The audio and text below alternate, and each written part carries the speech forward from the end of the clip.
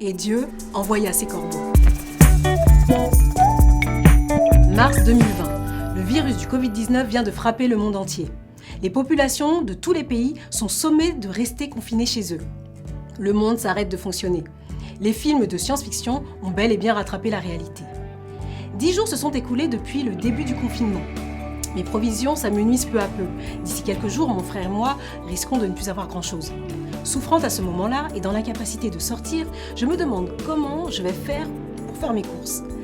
Eh bien, éclair de génie. Si je ne peux pas aller faire mes courses, eh bien ce sont les courses qui viendront à moi. La livraison à domicile, voilà la solution. Oui, mais voilà, je n'ai pas été la seule à avoir cette superbe idée. Jour comme nuit, les sites sont saturés, aucune commande possible. Après de nombreux essais, un soir à 2h du matin, exténuée, malade, je capitule. Je ferme les yeux quelques secondes. Seigneur, aide-moi. Une image furtive me traverse alors l'esprit. Un homme agenouillé, tête baissée dans un désert, qui prie. Au-dessus de sa tête, un gros oiseau de couleur noire virevolte. Élie et les corbeaux, bien sûr. Eh bien, ça va vous paraître bizarre, mais c'est exactement cette image que je visualise quand je lis cette histoire dans la Bible. Petit résumé. En temps de famine, Élie le prophète fut conduit vers le torrent de Kérit, où il expérimenta le miraculeux. Il a été nourri par des corbeaux qui lui apportaient de façon miraculeuse ses repas, du pain et de la viande, matin et soir. La prière, voilà la vraie et la seule solution.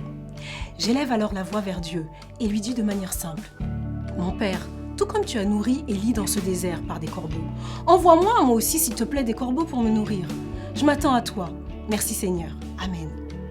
Je vais aussitôt me coucher, assuré que, quelle que soit la manière utilisée, Dieu répondra à ma prière.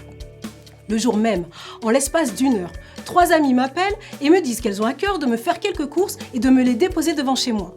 Pendant 2 jours, j'avais des courses sur le pas de ma porte, assez pour tenir 2 à 3 semaines. La prière change le naturel en surnaturel, l'ordinaire en extraordinaire. La prière, c'est la clé qui amène le ciel sur la terre.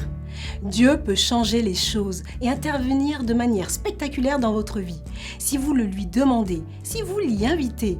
La prière, c'est votre plus grande force. C'est pourquoi il vous faut prier sans cesse. Alors arrêtez-vous aujourd'hui. Prenez un temps, priez et attendez-vous à l'inattendu.